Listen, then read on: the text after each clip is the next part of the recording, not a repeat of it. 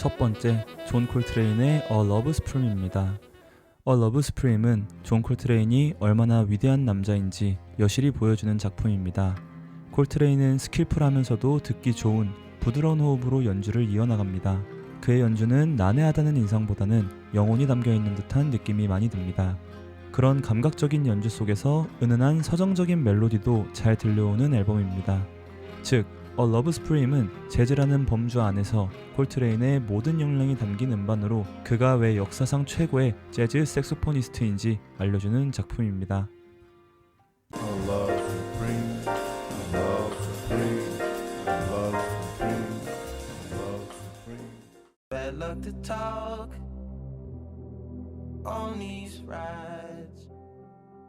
블론드는 그냥 좋은 곡들이 포진되어 있어서 21세기 최고의 명반 중 하나로 꼽히는 것이 아닙니다. 블론드에서 오션은 사랑이라는 가장 보편적인 감정을 표현하기 위해서 창의적으로 곡의 구조를 해체하고 재조합합니다. R&B라는 틀에서 벗어나고 흑인 음악이라는 틀에서도 벗어나고 어쩌면 노래라는 틀에서도 벗어난 것처럼 들립니다. 사랑이라는 감정 하나만으로 거대한 창의성을 불태워 이런 대중 친화적이고도 감각적인 음반을 냈다는 것이 정말 놀라울 따름입니다. 이로써 블론드는 충분히 최고의 음반이라는 칭호를 받을 자격이 있다고 생각합니다. I'm sure we're taller in another dimension. You say we're small.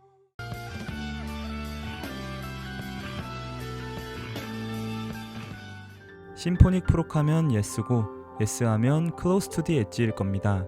클로스 투 디 엣지는 정말 놀라운 작품입니다. 이 앨범을 들으면 마치 모험을 하고 온 것 같아요. 그만큼 곡의 구조는 상당히 복잡하고 변화무쌍합니다. 청자는 자주 뒤바뀌는 다이나믹한 전개 속에 던져지고 예스라는 밴드는 질 높은 작곡과 연주로 보답합니다. 또 클래시컬한 사운드와 은근히 강한 질감의 기타 사운드가 뒤섞이며 아예 새로운 음악이라는 느낌을 줍니다. 그로써 본작은 위대한 창작이 무엇인가를 알려주는 예술 이정표로 20세기의 음악 걸작으로 남아있습니다.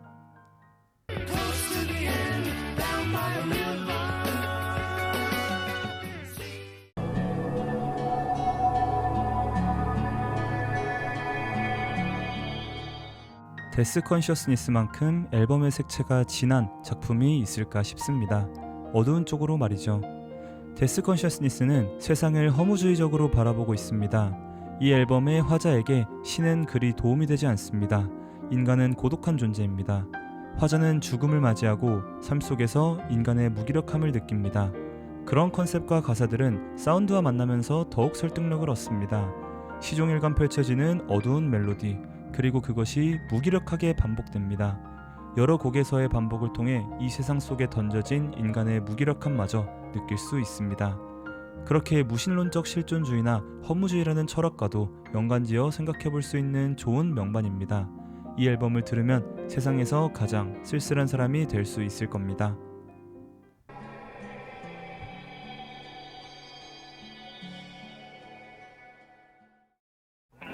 Wallflower punch toss to Judy.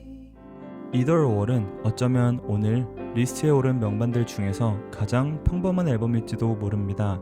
그래서 다른 음반들에 비해 음악적 완성도가 낮지 않나 의심이 들 수도 있습니다.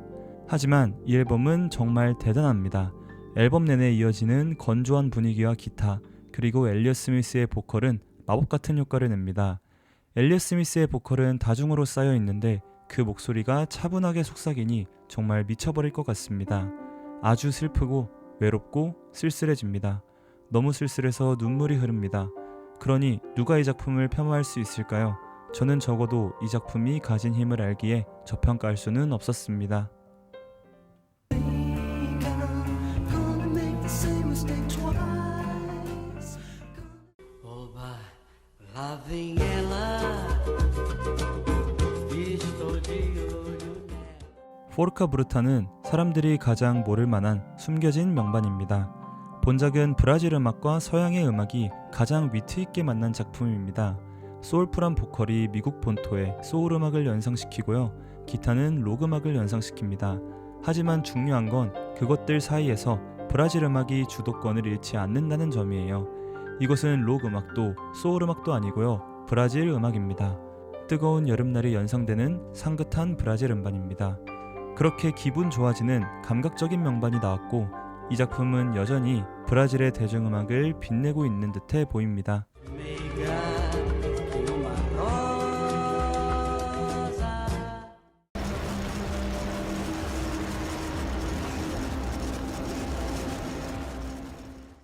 Going Places는 노이즈의 아름다움을 가장 쉽게 소개해주는 작품입니다. 본작은 다른 노이즈 음반들보다 한 차원 더 높은 퀄리티를 자랑합니다.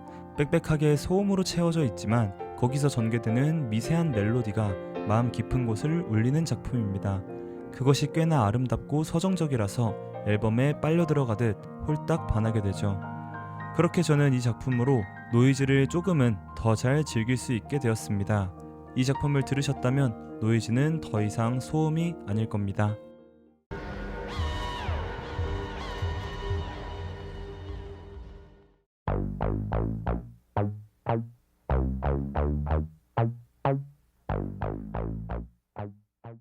헤드헌터스는 정말 미친 앨범입니다. 이 작품은 퓨전 재즈의 정수 같은 그런 음반으로 평가받는데 그 정도 평가가 충분하다고 생각합니다. 본작은 아프리카의 드럼 리듬, 라틴스러운 사운드가 미국적인 펑크 음악에 융합되어 있습니다. 그렇게 완전히 그루브 넘치는 멋있는 음악이 탄생했습니다. 근데 이런 설명보다 더 단순한 장점은 이 앨범이 정말 말도 안 되게 신난다는 겁니다. 헤드헌터스는 역사적으로 퓨전 재즈라는 키워드에 가장 근접하면서도 신나는 거로도 1등인 호감도 맥스의 명반이라고 말할 수 있을 것 같습니다.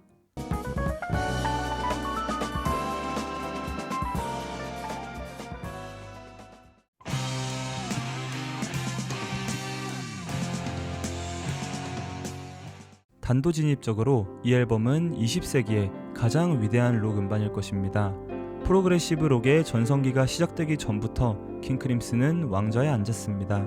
카니 웨스트의 샘플링으로 힙합 팬들에게는 조금은 유명해진 이 트랙으로 시작하는 앨범은 처음부터 끝까지 다이나믹한 연주를 보여줍니다. 곡마다의 작곡이 정말 완벽하다고 느껴지고 때때로 나오는 즉흥 연주 스타일의 전개에서는 엄청난 카리스마가 느껴집니다. 그냥 완벽하다는 소리밖에 할 게 없습니다. 죄송합니다.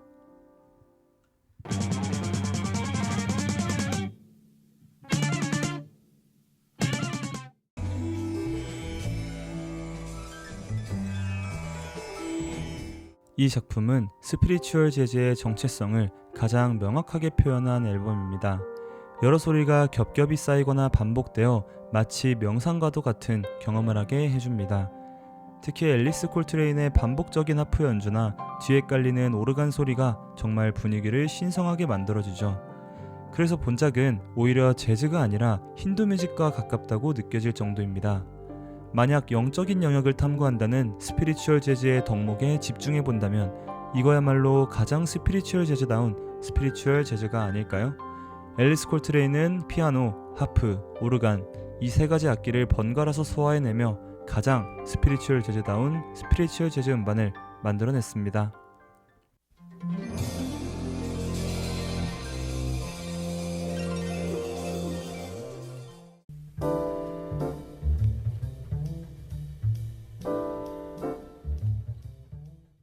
Kind of Blue는 역사상 가장 완벽한 재즈 음반입니다. 이 음반의 매력은 절제력과 호흡이라고 생각합니다. 모두의 연주에서 완급 조절이 뛰어나 고급지고 세련된 분위기가 시종일관 이어집니다. 연주자들은 마치 상대방의 스타일을 이해하고 있는 것처럼 함께 절제하고 도와줍니다.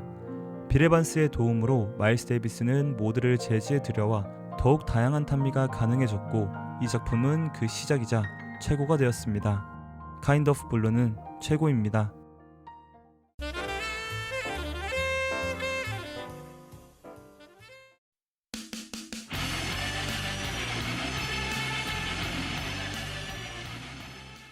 러브리스는 하나의 경험입니다. 한 번도 어디서도 들어보지 못했던 충격적인 기타 소리는 청자를 분홍빛 세계에 빠뜨립니다. 우리는 그곳에 빠져 허우적댑니다. 기타 소리와 무수한 잔향들은 귀에 휘감기지만 희미한 보컬에는 가닿을 수 없는 듯해 보입니다. 잡힐 듯 잡히지 않고 가슴은 무겁게 짓눌립니다. 러브레스는 그런 아름다운 경험입니다.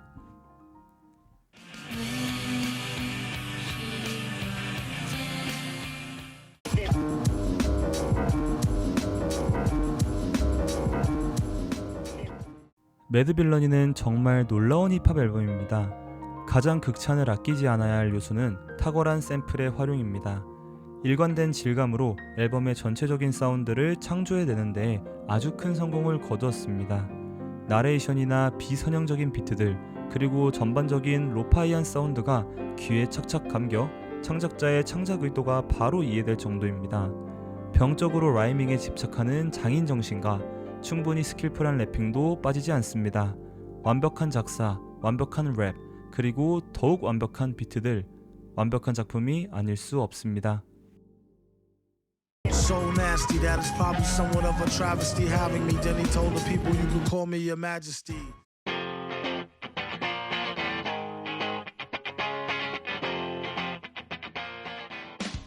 네버마인드는 너버나가 일으킨 하나의 현상과 함께 기억되고 있습니다. 당대 너버나가 잠깐 동안 일으킨 록의 마지막 불꽃은 네버마인드라는 작품 안에도 담겨 있습니다.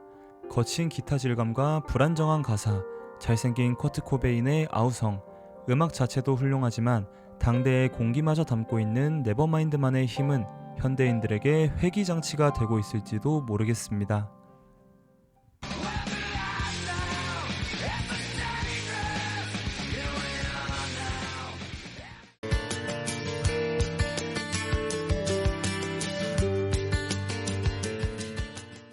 OK 컴퓨터는 라디오헤드만의 얼터너티브한 사운드가 가장 아름답게 꼽힌 작품입니다. 이 작품에서 여러 소리들은 자비 없이 휘몰아칩니다. 그 소리들이 만들어내는 카오스나 감정선에 청자는 저항 없이 빨려 들어가죠. 거기에 토머크의 애절한 보컬까지 들려오면서 우리는 슬픔이라는 감정이 무엇인지 드디어 알아챌 수 있게 됩니다.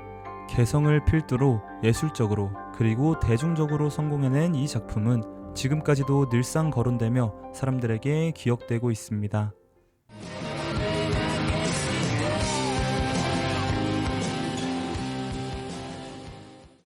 Oh, Cinnamon, where he gonna run to? Cinnamon, where he gonna run? 니나 시몬은 역사상 가장 위대한 여성 보컬리스트 중 한 명입니다. 그리고 파스텔 블루스는 그녀의 가장 멋있는 음반일 겁니다. 파스텔 블루스는 보컬 재즈와 블루스를 기묘하게 가로지르며 과거에 대한 노스텔지어를 담고 있습니다. 유행이 지난 리듬앤블루스의 문법을 니나 시몬은 기억하고 존중하고 있는 듯합니다. 그녀의 보컬이 가진 음색과 표현력은 어마어마합니다. 특히 10분이 넘는 독특한 마지막 곡은 보컬 재즈 역사상 가장 위대한 곡으로 뽑아도 무방할 정도로 아름다운 곡 전개와 강렬한 인상을 주는 작품입니다. Go to the devil. He said go to the devil. Take me out tonight. 퀸 이즈 데드는 양면성이 아주 매력적인 작품입니다. 포스트 펑크 스타일 음악에 공간감이 주는 긴장감 속에서 멜로디는 밝고 좋습니다. 밝지 않은 가사를 썼으면서 최대한 밝게 노래하려 애씁니다. 그런 아이러니한 구조들 속에서 앨범이 뿜어내는 분위기는 참으로 대단합니다. 비극적이지만 희망적이고 어둡지만 밝습니다. 더 스미스는 이런 방식으로 당대 영국 청년들의 정서를 책임졌고 본작은 그 하나의 시대를 빛낸 명작으로 남아있습니다. 퀸 이즈 데드는 록 명반이자 팝 명반으로 기억되고 있습니다. And if a double-decker bus crashes into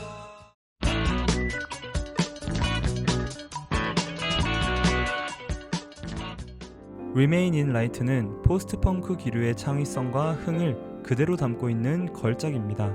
토킹 헤즈는 여러 스타일의 음악을 마구 합쳐놓았습니다. 그리고 그 독특한 맛이 토킹 헤즈 음악의 정체성이라고 느껴질 만큼 Remain in Light는 세련되고 멋있는 결과물입니다. 단순히 아주 흥겹고 춤추기 좋은 음반임을 넘어서서 이 작품은 창작이라는 것이 무궁무진한 것임을 알리는 작품입니다. Remain in Light을 통해서 토킹 헤즈는 모든 음악가들에게 공간과 시간을 뛰어넘는 측정 불가 수준의 영감을 주었을 것입니다.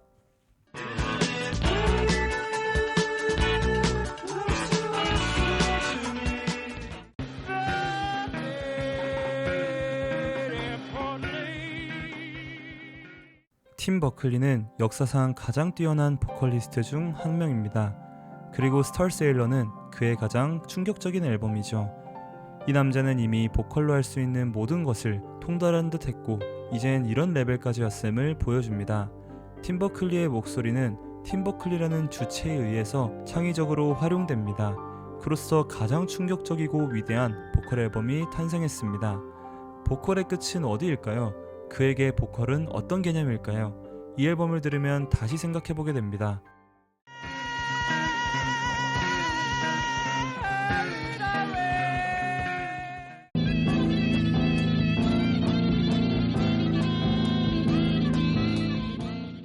한 시간이 훌쩍 넘는 시간 동안 최고 수준의 연주를 보여주는 음반이 있다면 꼭 들어봐야 하지 않겠습니까? 그게 바로 서드입니다. 연주에 있어서 서드를 이길 만한 음반은 거의 없어 보입니다. 서드는 록 음반입니다. 앨범 내내 시종일관 강렬한 기타 사운드를 필두로 끝내주는 연주를 보여줍니다. 그런 연주는 재즈 음악의 색깔과 합쳐지며 더 매력을 더합니다. 록의 중심에서 벗어난 다른 악기들이 많이 사용되는데요. 그것들의 즉흥 연주가 재즈 음악적인 색깔을 더해주죠. 그리하여 서드는 재즈록의 본저 같은 작품이라고 할 수 있겠습니다. 재즈록이 무엇인지 알고 싶거든 일단 서드를 들으면 됩니다.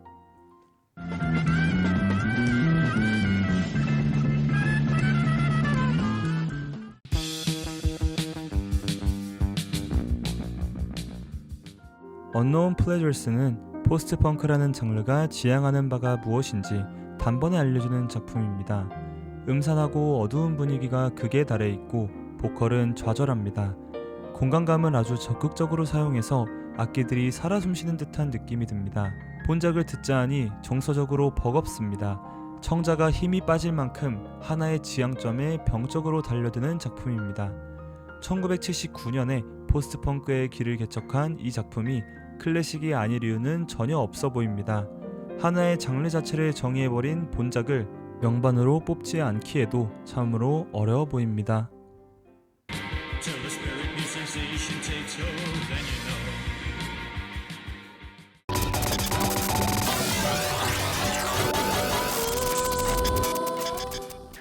벨로시티 디자인 컴포트는 아주 창의적인 음반입니다. 전자음악과 록의 완벽한 융합을 성공해냈다는 점에서 높은 점수를 줄 수 있습니다. 록과 전자음악 그 어느 쪽도 의미가 퇴색되거나 존재감이 희미해지는 일이 없이 병존하고 있습니다. 전자음악의 잘게 잘린 소리나 글리치 사운드는 청자의 귀를 따뜻하게 두드리고요. 록 세션의 사운드는 우리의 마음을 파도처럼 덮칩니다. 비슷한 장르에서 이 앨범을 뛰어넘을 작품이 나올 거라곤 감히 상상하지 못하겠습니다. 스위트린만의 감성이 날카롭고도 따뜻하게 덮쳐지는 그런 충격적인 경험이 이 작품에 담겨 있습니다.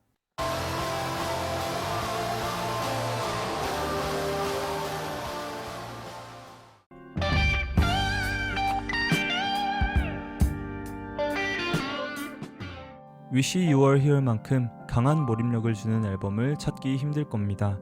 본작의 모든 순간들은 진중하고 무겁습니다. 앨범 전반적으로 대량의 악기가 사용되었고 그것으로 만든 곡들은 되게 복잡합니다. 특히 수미상관의 첫 번째 트랙과 마지막 트랙의 대곡은 감히 평가조차 할 수 없을 정도로 훌륭하다고 말할 수 있고요. 앨범 전반적인 정서나 사운드의 방향성도 훌륭합니다. Wish You Were Here를 들으면 마치 삶에 대해서 더욱 잘 알게 되는 느낌입니다. 그렇게 역사상 가장 아름다운 앨범 중 하나가 탄생했습니다.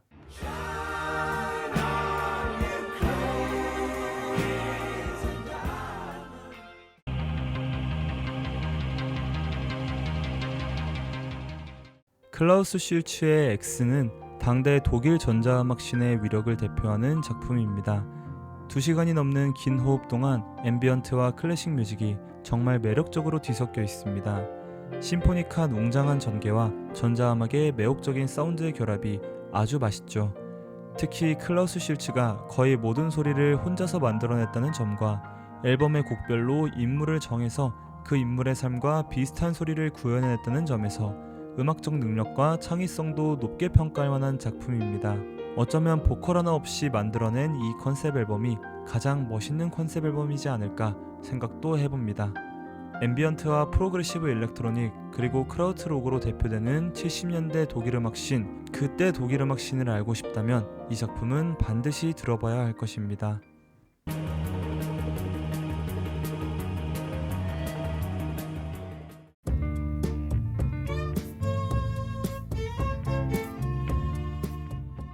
양키 호텔 폭스트롯은 자세히 들어볼수록 충격적인 음반입니다. 이 작품은 평범한 인디록처럼 들리지만 사실 아주 복잡하고 창의적입니다.